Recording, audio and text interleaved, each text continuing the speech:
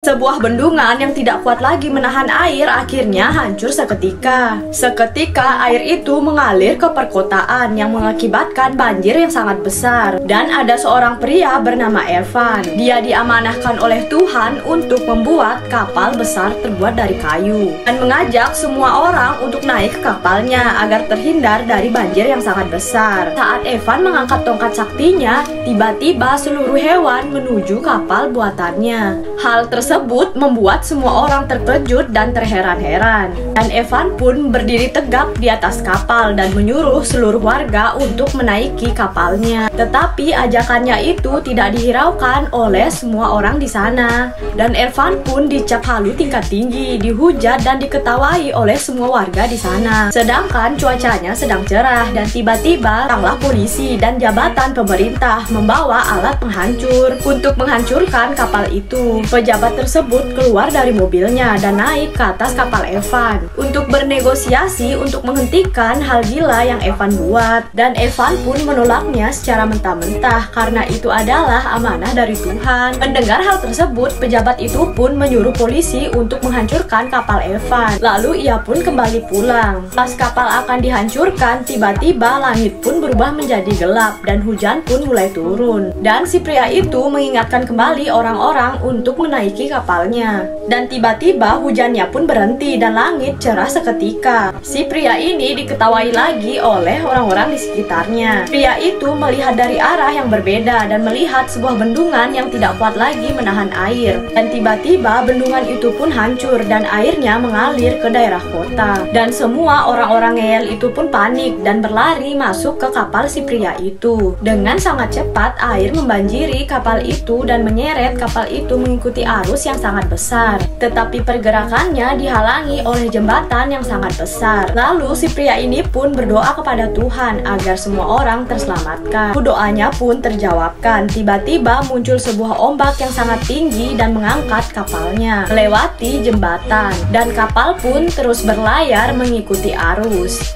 dan berhenti tepat di depan gedung pemerintahan. Dan akhirnya si pria ini yang bernama Evan berhasil menyelamatkan orang-orang ngeyel dan menyelamatkan seluruh hewan-hewan. Jangan lupa di like dan di subscribe ya biar aku semangat buat videonya.